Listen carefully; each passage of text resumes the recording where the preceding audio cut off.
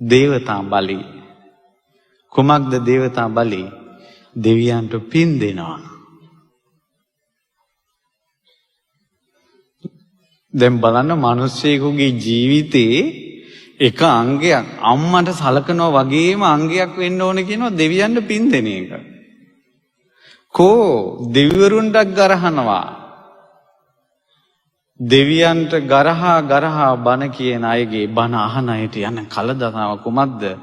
තියෙනවා කලදසාව. පිරිහීමක්ම කැමති විය යුතුයි, දියුණුවක් නන් නෙවෙයි. ඒකට මම උදාහරණ කතාවක් කියන්නම්. මේ දෙවියන්ට පින් දෙන එක.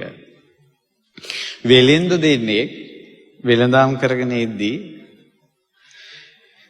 එක වෙලෙන්දෙකු දැන් මේ අරෙන් ගඟකින් එතර වෙන්න ඕන.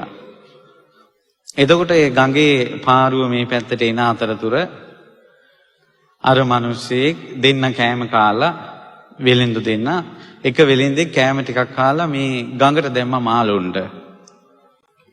දාලා හිතුවා මේ මාළුන්ට කෑම දාපු පින මේ ගංගා දේවතාව අනුමෝදන් වේවා. ඒතුට එහෙම කියනකොටම අර ගංගේ දේවතාවට ඒක දැනුණා. සතුටු වුණා. දැන් ඔන්න අර වෙලෙන්ද දෙන්න ඔරුව එනකල් හාන්සි වෙලා ඉන්නවා. අර කෑම දාපු වෙලෙන්දට නිින්ද ගියා. අනිත් වෙලෙන්ද ගාව තමයි තිබ්බේ කාසි පොදිය. දෙන්න එකතු වෙලා මේ බිස්නස් කරපු එකේ. ඔහු කුමක්ද කළේ? කාසි තිබ්බ බෑග් එක වගේම බෑග් එකට ගල් කැට ටිකක් දාලා ඉනේ ගහගත්තා. මේ පැත්තේ කාසි පොදිය තියෙනවා, අනිත් පැත්තේ ගල් කැට පොදිය තියෙනවා. දැන් ඔන්න ඔරුව ආව, ඔරුවේ නැගලා යන ගමන් ඔරුව හෙල්ලෙන අතරේ අර ගල් කැට එක දාලා සල්ලි නැති වුණා කියන්නයි ඕනනේ, කාසි නැති වුණා කියන්නයි. ඇත්තටම දැම්මේ කහවණු තිබ්බ එක. ගඟට දැම්මා. මෙන්න නැති වුණා කහවණු. අනේ ඊට පස්සේ අර මිනිස්සෙක් මොනවා කරන්නද දෙතින්. නමුත් ওই සිද්ධි දෙයිය බලාගෙන හිටියේ ගංගා දේවතාව. ලස්සනට මාළුවෙක් කියවලා ගිල්ලෙව්වා අර පොදිය. මේ දෙවියන්ට බින්දීමේ වෙන දේවල්. ඊට පස්සේ දැන් ගිහිල්ලා ගෙදරට ඇවිල්ලා කිව්වා අනේ හරි වැඩක් වුණේ, කලබලයක්. අර මනුස්සයා සතුටින් ගිහිල්ලා ලිහිනකොට ගල් කැට ටිකක්. කාට කියන්නද? මාළුවා දැලකට අහුණා. දැන් දැලට අහුවෙලා මාළුවා විකුණනවා. විකුණද්දී මාළුවා සාමාන්‍යයෙන් මේ පුංචි ගාන අපි කියමු මේ අඩමස්සයි කියලා. ඉතින් මේ අර වෙලේ අර මාළුවා ඉන්නේ කෙනාට කියවෙනවා මේ කහවණු 100යි අඩමස්සයි කියලා. කවුද ඒ මාළුවෙක් එහෙම ගන්නෙ? මේ බලන්න මේ දෙවියන්ගේ කාරණාව කියන්නේ ඉෂ්ට දේවතානුග්‍රහයෙන් යමක් කියවන්නත් පුළුවන්. ඒ වගේම තමයි මේ ලෝකේ අඳුරු බලවේග වලින් මිනිස්යාගේ ඇඟේ වචන වලින් කියවන්න පුළුවන් මිනිසුන්ට වචන. මේ ලෝකේ අඳුරු බලවේග වලින් මිනිස්යාගේ කටෙන් වචන කියවන්න පුළුවන්. මේ කියෙව්වේ අසට කහවණු 100යි කියලා. කවුරුත් ගන්න මාළුවා වීදියේ විකුණාගෙන යනකොට අර ගෙදෙට්ට ආවා. අර ගෙදෙට්ට ආපු ගමන් කිව්වා ආඩ කහවණුයි කියලා. ඊට පස්සේ දීලා ගත්ත අර මිනිස්සෙක් හරි පුදුමයි, මෙච්චර වෙලාවක් මම මේක ලොකු ගානකට කියන් හිටියේ, ඔබට මේ අඩු ගානක් කියවුණා. හරි යන්න කියලා යවුවා. මාළුවා කපනකොට කහවණු පොදිය ඇතුලේ. පුදුමයි.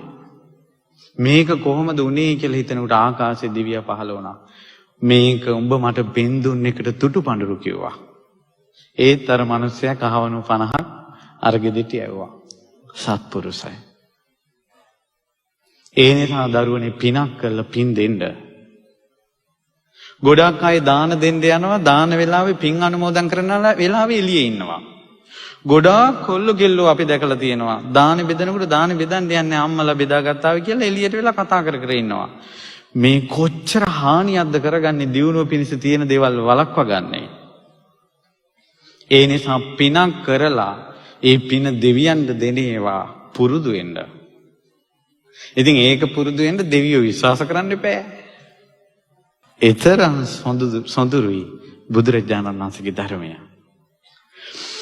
ඊට පස්සේ ඒ නිසා අපි ඉස්සර තිබ්බා දේවතා බලිවලට ওই කුඹුරු කොටලා ඒ කුඹුරු වලින් අග්‍ර භාගය අරන් දෙවියන්ට පූජා පවත්වන ඒවා. අනේ දැන් මේ මැෂිමෙන්ම කුඹුරට මැෂිම දානවා, වීගෝනි ගන්නවා, එහෙම්ම සල්ලි කර ගන්නවා, එහෙම්ම බොනවා, බීලා සින්දු කියනවා. පුදුම දේව පූජා.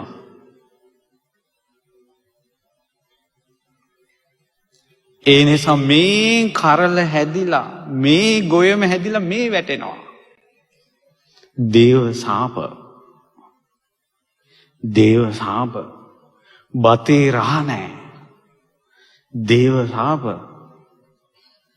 කන කෑමෙන් විස ලෙඩ හැදෙනවා. දේව සාප.